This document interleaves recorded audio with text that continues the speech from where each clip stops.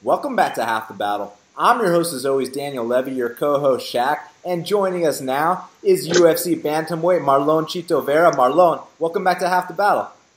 What's up, brother? Thank you for having me as always. It's always a great time to talk to you. Oh man, the pleasure's all ours. So man, you're coming off another unbelievable victory. I mean, dude, you just keep showing all aspects of your game. Tell us about that. It went from a Kimura to an armbar. Is that what you did? Yeah, it's called Kimura Trap. You know, I train with 10 Planet Jiu-Jitsu. My coach, Casey Hustle, he's really, really good. He has been working with MMA fighters for a long time, so I just feel I'm getting better and better with the time. I'm getting better, like every day, I'm making my homework. I'm training pretty hard. And, I'm healthy. Like, I'm really wanting to fight again, like, as soon as possible. And, anytime the UFC call me, I'll be ready for a go. And Marlon, man, your last fight against Brian Kelleher, I thought you looked the best you ever have. I mean, I thought it was a drastic improvement from your previous two fights. And I know that training at Team Oyama has been paying off. How has it been training there?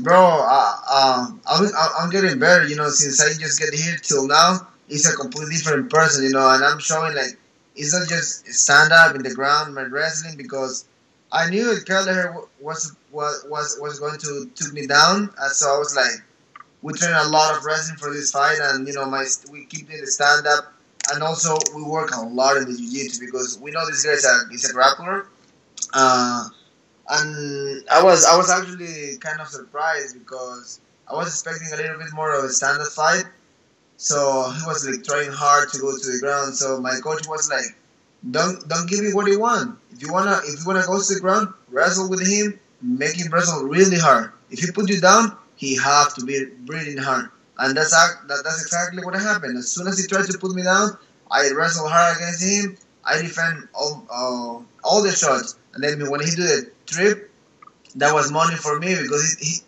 he threw me to the side I want to be. So I just go with the Kimura Trap around and I finally get an armbar. And dude, what's life like these days, man? Because I mean, you're living the dream. You're a young guy. You have a beautiful family, a winning record in the UFC. I mean, you've come a long way, man. What's life like for you these days? Bro, I just feel blessed and I just feel like grateful with the people in my bag, with my wife and with my parents in Ecuador. Like everything is coming together and I just feel like I couldn't be better like these days. Like everything is doing good. I'm happy. The family is happy. I'm feeling amazing. I'm healthy. Like they can call me for a fight Saturday night, and I will be like, "Let's go. I'm ready." And actually, I'm just waiting. I get the call and I will go. I actually get offered a fight, but the fight does not happen. I won't say names or nothing, but somebody says no. So now I'm just waiting. If he's a top 10, top 15, if he's a top 100, I don't care. I really don't care who. I will just say yes. I say yes anytime. So obviously, the Brad Pickett fight, you took that on a week's short notice. I feel like people don't give you credit for that now. How are you able to just take these fights whenever they call you? Is it a mindset? Is it the fact that you basically live in the gym? I mean, yeah, coach says that a lot. We actually live in the gym. So if I have a fight or not, I'm sparring, I'm doing ground game, I'm doing my wrestling. I always train as normal. Like, I'm not like, I train really hard when I have a fight. No, that's not true. I train really hard all the time. If I'm injured, obviously I stop. Like, last week my back was a little bit on pain. I stopped for a couple of days, and then I go back to the gym. So, I really don't believe in get ready for fights. We're fighters. We work for the UFC. We gotta be ready anytime. What happened if this crazy moment happened? There's a title fight, the top 5 is booked, and then the top 10 is, I don't know, injured. What happened? Oh, give me the fight. Like, life is crazy. You never know what's going to happen tomorrow, so you better be ready. And if you're not ready, at least keep your mind ready. Because, if when I fought Pickett, I was coming off a surgery. So I wasn't doing nothing. I was on the couch. The week before, I was in Japan in a seminar for the troops. And we were eating fried rice. We were eating like all this amazing food they have over there. And guess what? I was running. We trained a little bit out there, but it wasn't enough for a fight camp. I was just like running because I don't want to be fat. Yeah, I want to be like in okay shape to jump in training. And I was doing exactly this. Mondays and Wednesdays, I was going to the hills here in California to get some run and some leg work. And Tuesday, Thursday, with my conditioning coach, we were like squatting pretty heavy, so just getting strong. But I wasn't rolling, I wasn't hitting pads, I wasn't doing nothing. Then told me, you want to fight with Pique? And I was like, oh yeah, my lungs feels okay. So I don't forget how to fight in 8 weeks. I get surgery. And it is what it is, My manager is always looking for fights. He's always like finding opportunities. And coach told me, like you and my teammate Alex Perez that he just signed in the UFC, we're like on the gym every day. If I'm injured, if I'm not training, I'm still going to the gym just to help running practice, teaching class, or just being there. And by being there means I'm ready. Yeah, Chito, and man, in all your fights, you are almost always the underdog. I mean, when are these lines makers gonna get it right and make you the favorite? Dude, I really don't care about that. Like being favorite or underdog, I don't care. That's just a betting thing. That's the people who bet. But at the end of the day, when that cage is locked, underdog, whatever, that don't means nothing, bro. And people is like, oh, if you're the favorite, you feel pressure. If you're the underdog, you have nothing to prove. That's not true. When you're in the cage, both guys have pressure. Both guys are going to get tired. And believe me, the fight's going to get ugly. So you better be ready for that. And I'm just like, I care about things, but about those things, I just feel like it's okay. The small amount of people who put money on me is going to make money. Because they call me like, man, I put like 300 on you and you were like plus something. I was like, okay, keep putting money because I'm training hard. 100%. And you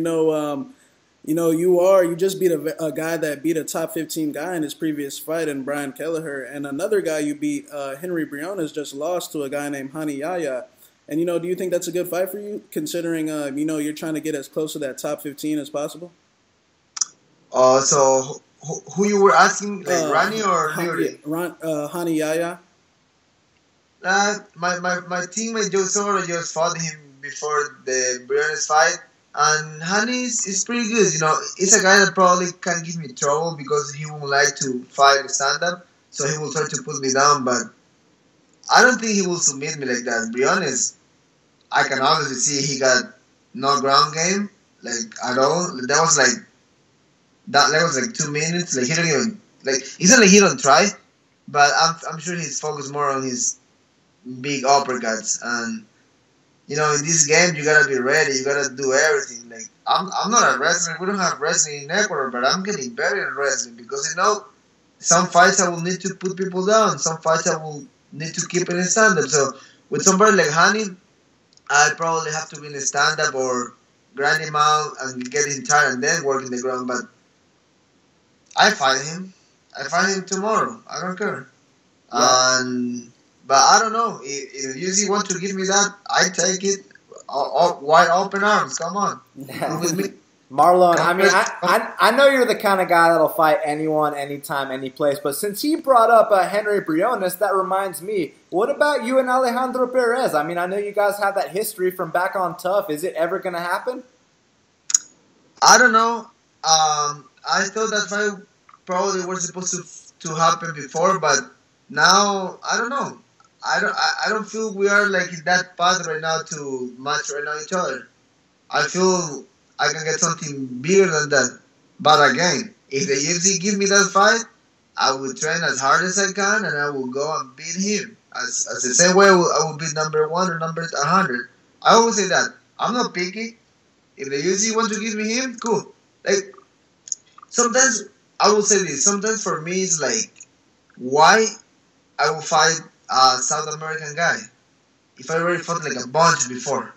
Like, I want the international fights. Like, those guys for me are like, we came from the same thing, but at the end of the day, my family have to eat. If one of those is in my way, I will eat them, no problem.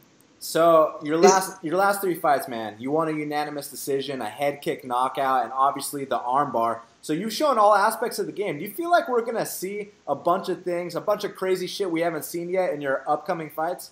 Oh, fuck yeah, you will see all these things. I'm working hard, bro. I'm like, and I'm not just working hard, I'm working on my weaknesses. Like, if I'm not good kicking with the left leg, I'm working on that. If I'm not good with my boxing, I'm improving my boxing. And I go southpaw, I go righty. So, I'm just trying to bring different things, different people that people don't know. So, I don't fight conventional. Conventional is too overrated to these days. You gotta change. You gotta improve. So, and I'm just repeating what Coach says. Coach says, like, you cannot do the same shit all over and over because people seem to know. That's why with the knee one you fight, it was a save my life fight. Because if I don't want to fight, I would be outside of the UFC. So that was a fight with a lot of pressure. Then the Brad Pickett fight, short notice, you gotta prove something. He's a veteran. Then the Kelleher fight. Now is when everything starts. So now I'm in that good spot right now. So I'm just working on all my tools, having there, and all the new tools. Just work on there.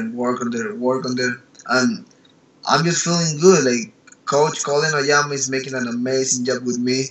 Case is making. You saw my last fight. It was like sick. When I said, I was like, damn, I don't even believe I did that. That's crazy. I like the thing. And then I'm just feeling like balls are there every day, so my balls are going anywhere, and I'm just ready for challenges. Like there's some fights that I'm like, damn, this is going to be a tough fight, but fuck it, believe me, I will bleed and I will win. Yes, sir. I mean, man, that's the perfect mindset. And like you said, how you like to be unorthodox. I mean, you're one of the longest bantamweights in the division. You got that long torso, and I think you're going to give a lot of guys trouble. And I'm looking forward to it, man. Yeah, I feel that too. Even my coach said that. Like, I was having a trouble for some guys, but believe me, I already came through all my, grind. Came from the bottom, like from Ecuador when I was out there. So now for me, it's like Coach says, never forget where you came because that's what get you till this point in your life. So never forget like what made you what you are today. And I remind myself all the time, all these things, and that's why I just keep up to myself and just going there and smash people. Being confident and cocky, there's two different things, and I keep it like that. I'm pretty confident on myself. Like if you ask me, I can beat the number one guy. Yes, I can beat him. He's take a shot the same way he does. Probably he used the other hand for cleaning because I'm a lefty. After that, bro, we're the same with humans. We got nothing but the only thing that makes difference in between us is the hard work and how you plan your success and how you visualize yourself. And I visualize myself holding the belt because it's like, what's the point of being a fighter in the UFC? I don't want just to be one more.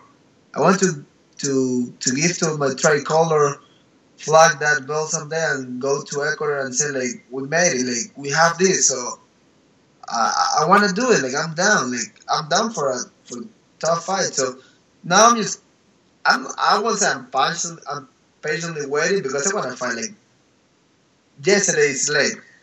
So. But I'm patient. I'm just training and working on basics and keep betting every day. And, dude, I know we've talked about this in the past, but, I mean, look, you're still here. You got an unbelievable record in the UFC now. What's it like being the first and the only Ecuadorian fighter in UFC history? Not just to fight in the UFC, but to win in the UFC.